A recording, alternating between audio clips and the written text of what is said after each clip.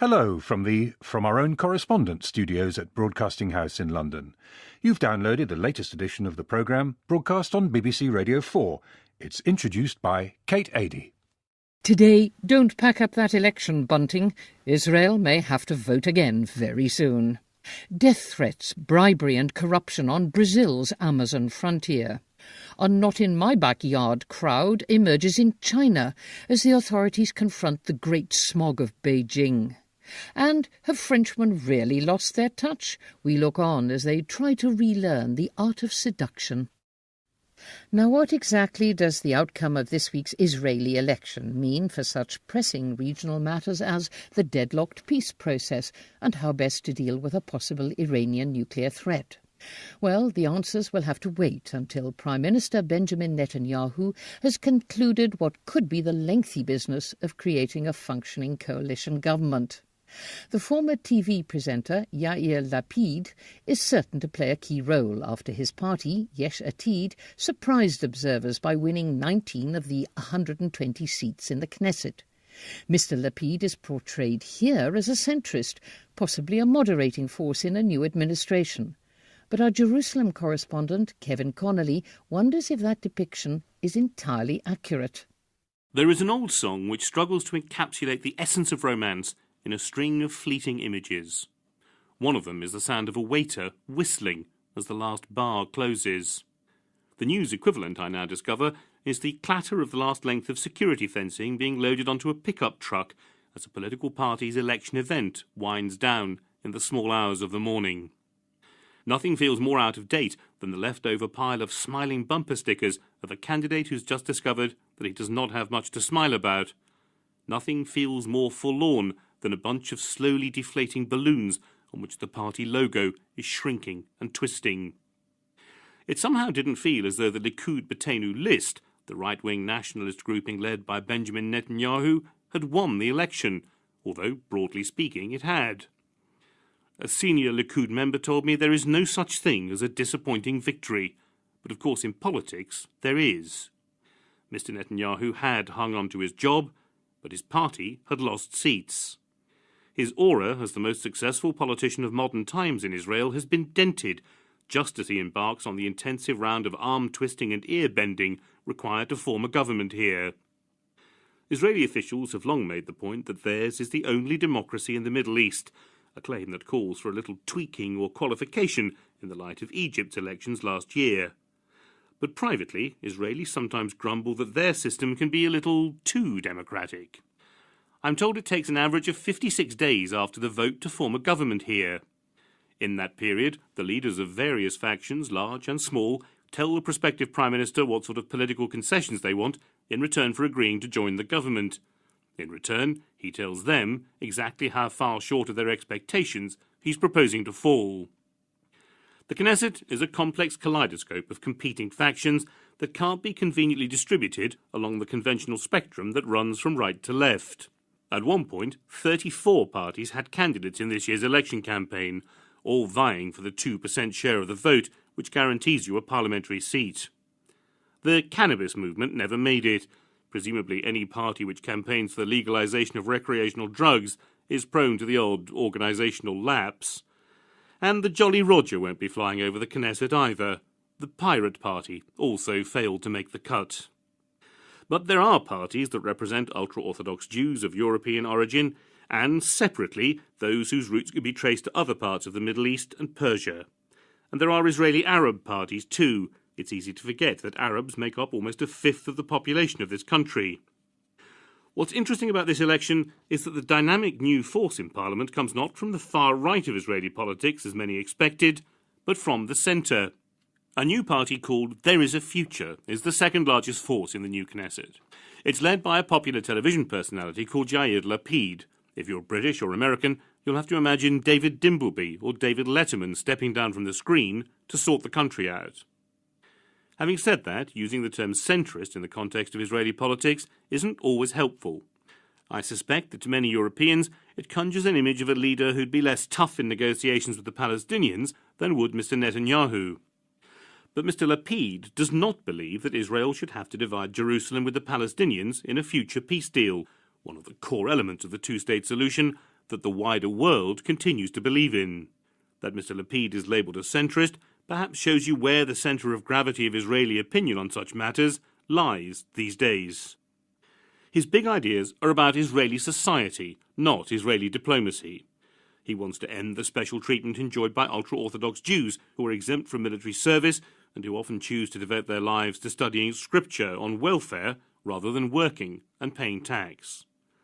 Mr. Lapid is keen for the burdens of the state to be shared more evenly.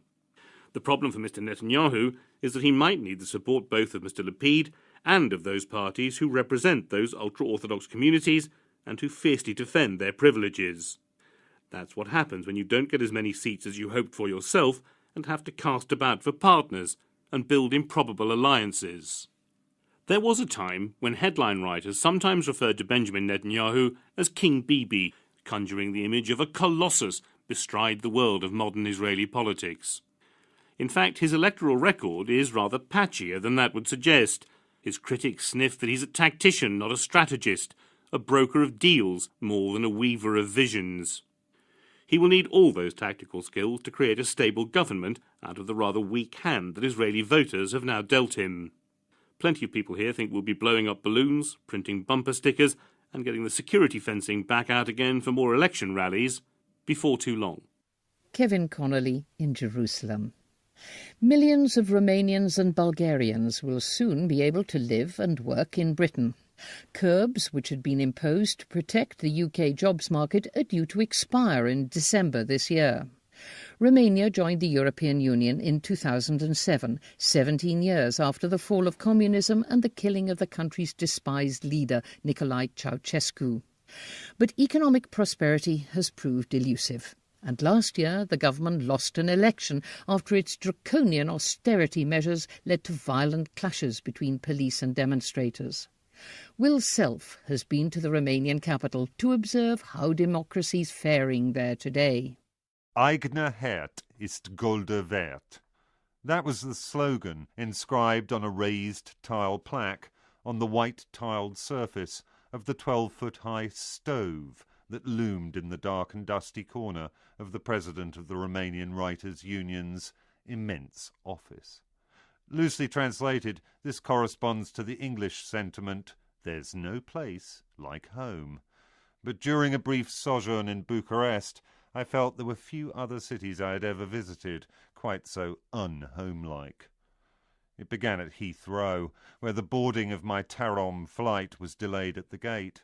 I asked the heavily bearded man at the desk what was going on, and he explained a little wearily that some deportees were being taken aboard by the back entrance.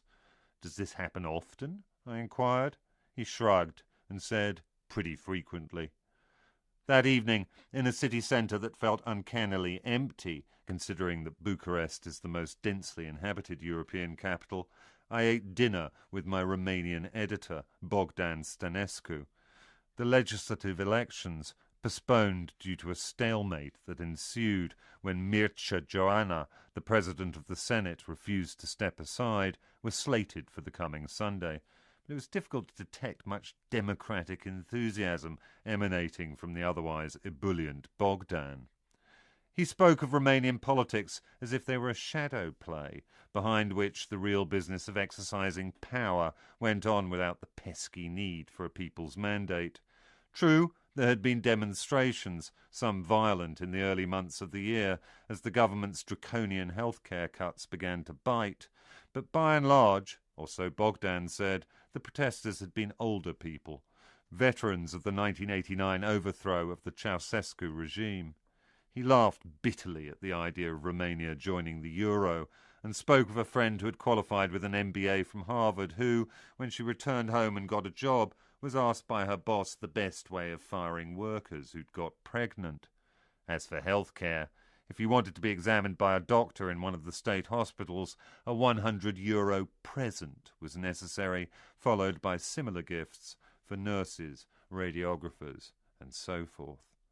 In the morning, I awoke and parted the floor-length net curtains to be confronted by a bustling boulevard, and beyond it a mouldering building completely wrapped in a trompe-l'oeil tarpaulin depicting the same building beautifully restored to its early 19th century prime.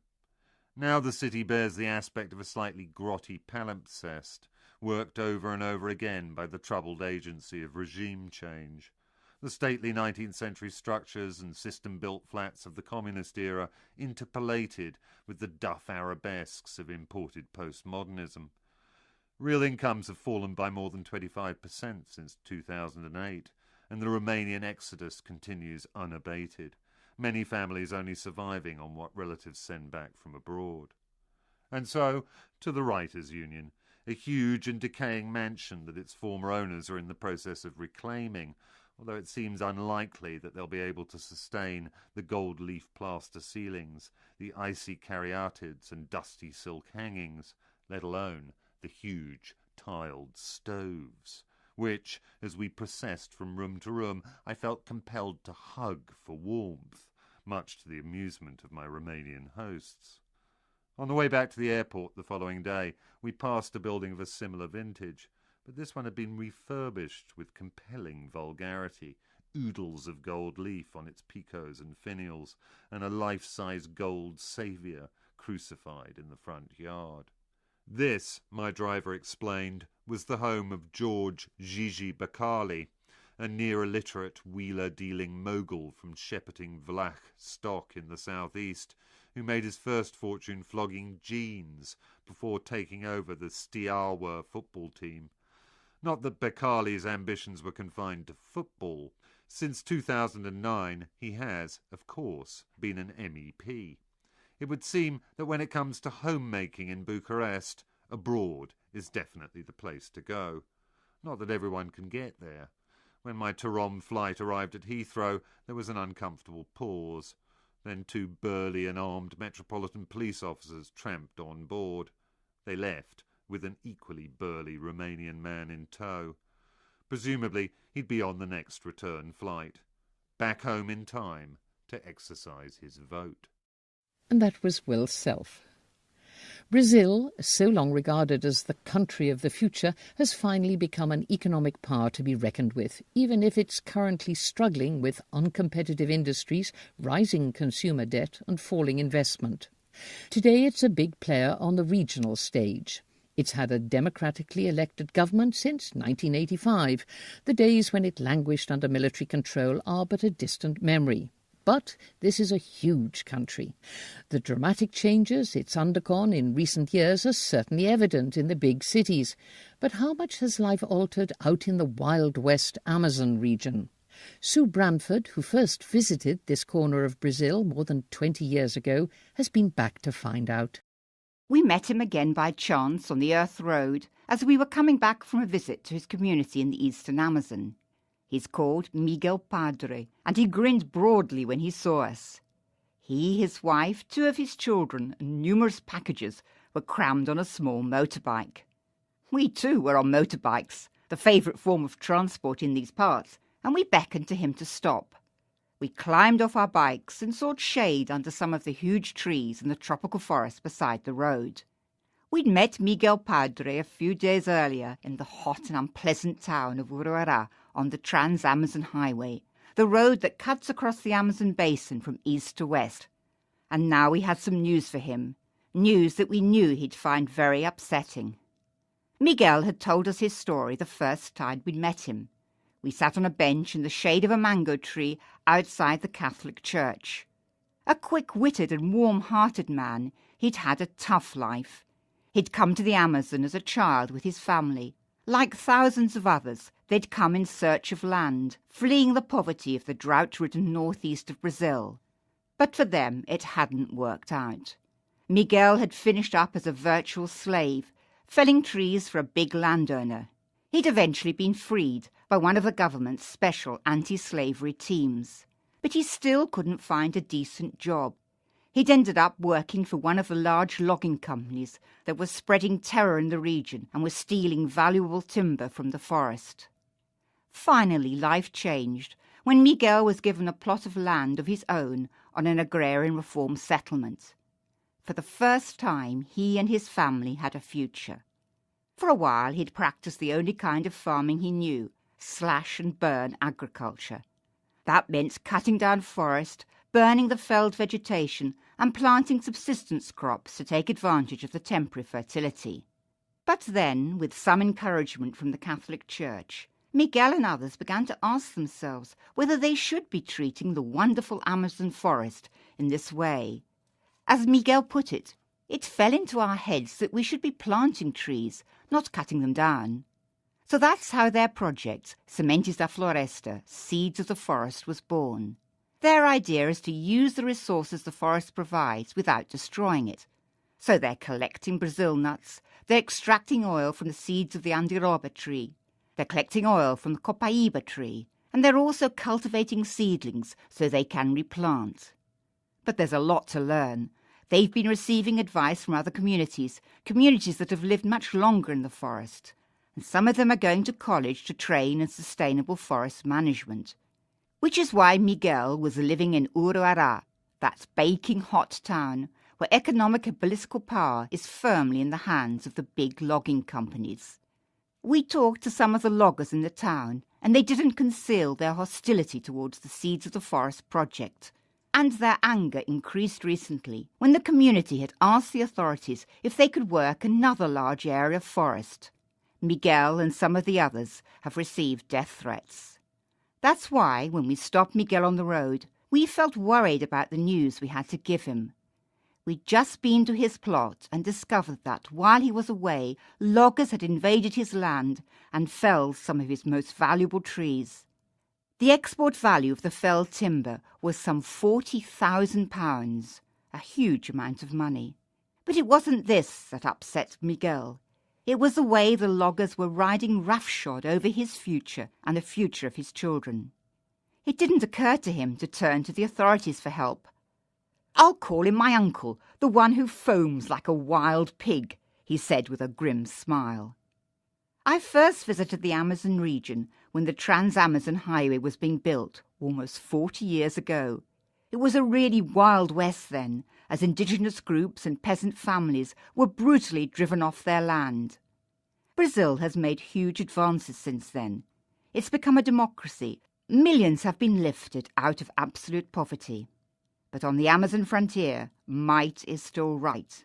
The logging companies act like modern-day rubber barons, bribing the authorities and making a mockery of the justice system.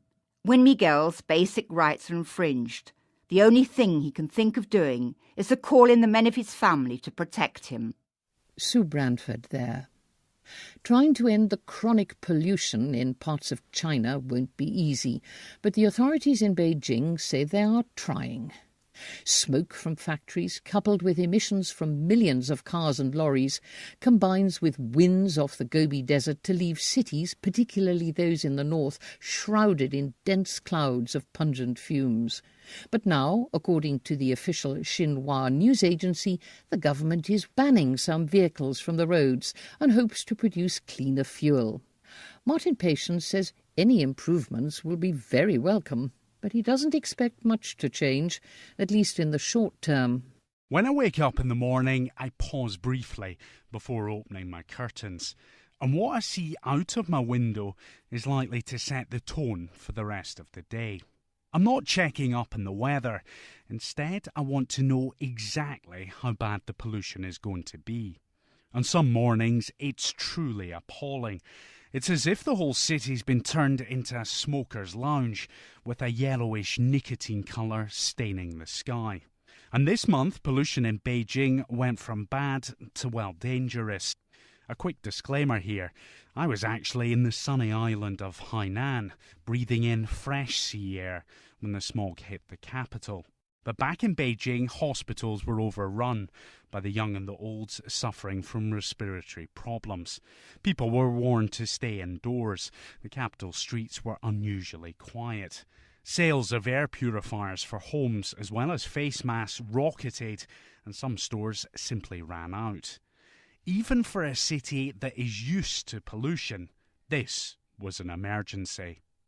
After my return to the capital, you could still taste the pollution. You could see it, and for that reason, the authorities can no longer deny it. For years, they've tried.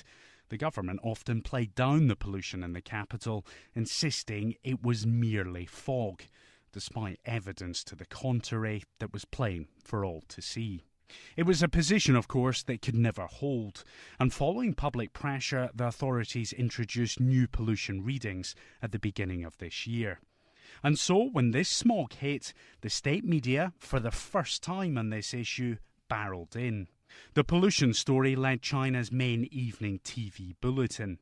Even the People's Daily, the mouthpiece of the Communist Party, ran a headline asking, "What's wrong with our air?" Well, the straightforward answer is quite a lot. The problems are caused by the country developing at a speed and scale unprecedented in history. It's been growth at all costs, resulting in widespread environmental degradation.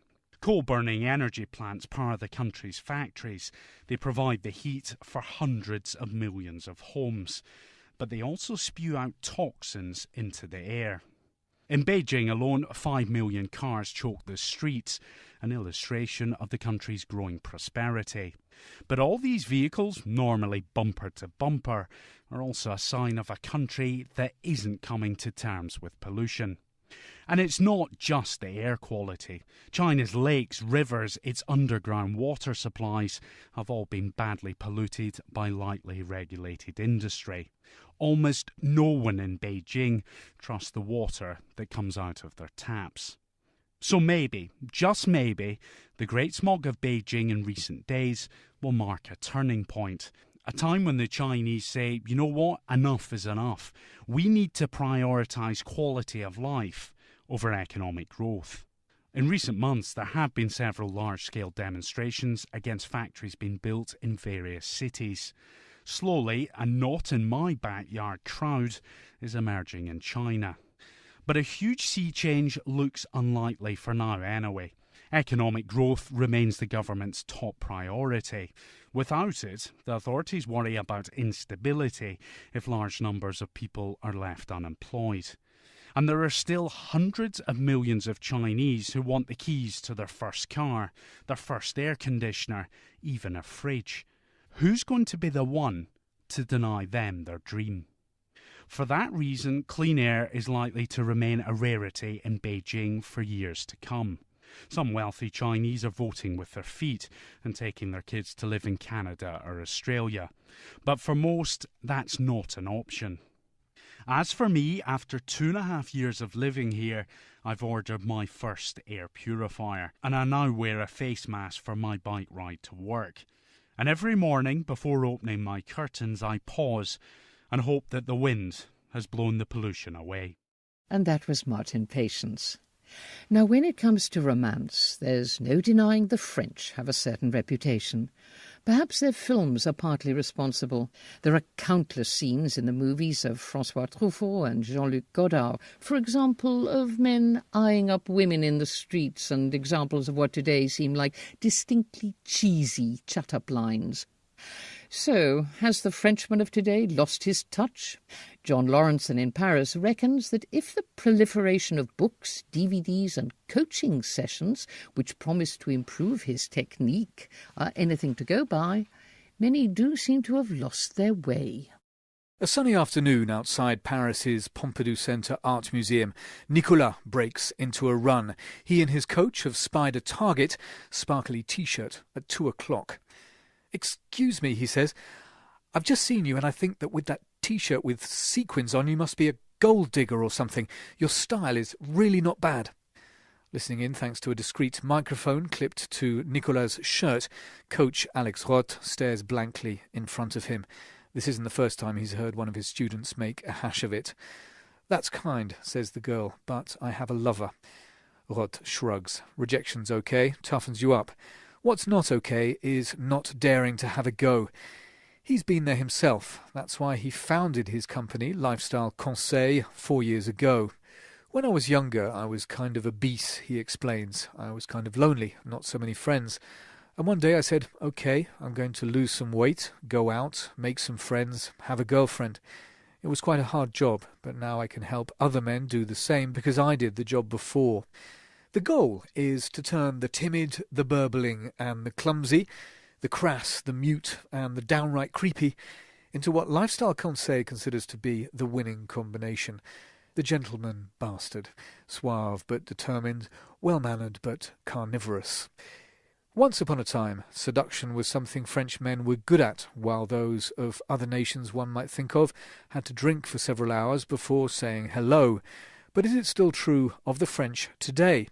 Down in Paris's Luxembourg Garden, hunting ground for seducers past and present, I went to find out by asking French women to describe the best and worst attempts to woo them. The result? Good news. Like the pain of childbirth, botched efforts to pick them up are things women are programmed to forget. They only remember the good ones. The man who managed to chat up a woman from the other side of a shop window, for example, very French with the Marcel Marceau mimes, or the one who went up to a girl who was waiting for her friend and said, "I'm sorry I'm late." Takes a bit of thinking about, but this is clever French stuff. I have a friend who met the mother of his child while working as a waiter. She was a customer, out with friends. Under each dish he brought to the table for her, he left her a written note. By the time they got to dessert, she was, as they say over here, conquered. And then there's Stéphane, an old friend of my wife's. And no, they didn't, thank you for asking. He's a dog trainer by profession, not really a lady killer job, you might think. Stéphane, though, is a séducteur extraordinaire in the street, in bars, in shops. Wherever they might go, they cannot hide from Stéphane, the séducteur extraordinaire. He is, it must be said, pretty good-looking, tall, slim, stubbly. But above all, he has what a French girlfriend of mine once called a bedroom voice. Deep, warm, calm, soft. His advice? Be natural, although that may not work so well as it does for Stéphane if you are, say, ugly, fat and stupid. Any other advice, then? The roles of men and women are a little confused nowadays, he says, but a lot of women tell me they like romantic stuff. Someone who talks to them in the street, flowers, they like it. And many men have forgotten this. Chat-up lines? OK, sometimes if a woman resists, I insist a little, he says. I say, "Just come for a coffee. If you don't like me, it's okay. But I must know who is this beautiful woman." Back at the Pompidou Centre, Nicolas still has a long way to go. A seduction ant at the foot of a seduction mountain. How many girls has he approached this afternoon? Everybody's lost count. Possibly suffering from charm fatigue, he begins an umpteenth offensive with, "Excuse me, I think you're not bad looking." To which the young woman replies, "Oh yeah, how many out of 10? But despite these inauspicious beginnings, when he asks for her number, she replies, "No problem." And when he comes back to receive his coach's congratulations, his smile, perhaps for the first time this afternoon, is a real one. Success at last. John Lawrenson at a French seduction school bringing this edition to a close. There'll be more educational material from our own correspondents on Thursday and Saturday next week. Until then, goodbye. A parliamentary seat. The cannabis movement never made it. Presumably any party which campaigns for the legalisation of recreational drugs is prone to the old organisational lapse. And the Jolly Roger won't be flying over the Knesset either. The Pirate Party also failed to make the cut. But there are parties that represent ultra-Orthodox Jews of European origin, and, separately, those whose roots could be traced to other parts of the Middle East and Persia. And there are Israeli Arab parties too. It's easy to forget that Arabs make up almost a fifth of the population of this country. What's interesting about this election is that the dynamic new force in Parliament comes not from the far right of Israeli politics, as many expected, but from the centre. A new party called There Is a Future is the second largest force in the new Knesset. It's led by a popular television personality called Yair Lapid, if you're British or American. Nothing feels more out of date than the leftover pile of smiling bumper stickers of a candidate who's just discovered that he does not have much to smile about. Nothing feels more forlorn than a bunch of slowly deflating balloons on which the party logo is shrinking and twisting. It somehow didn't feel as though the Likud B'Teinu list, the right-wing nationalist grouping led by Benjamin Netanyahu, had won the election, although, broadly speaking, it had.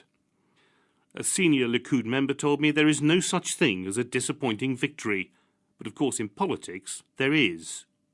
Mr. Netanyahu had hung on to his job, but his party had lost seats. His aura as the most successful politician of modern times in Israel has been dented. just as he embarks on the intensive round of arm-twisting and ear-bending required to form a government here. Israeli... Hello from our own correspondent studios at Broadcasting House in London.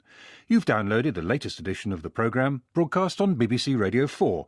It's introduced by Kate Adie. Today, don't pack up that election bunting. Israel may have to vote again very soon. Death threats, bribery and corruption on Brazil's Amazon frontier.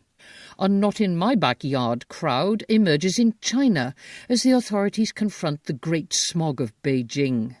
And have Frenchmen really lost their touch? We look on as they try to relearn the art of seduction. Now, what exactly does the outcome of this week's Israeli election mean for such pressing regional matters as the deadlocked peace process and how best to deal with a possible Iranian nuclear threat?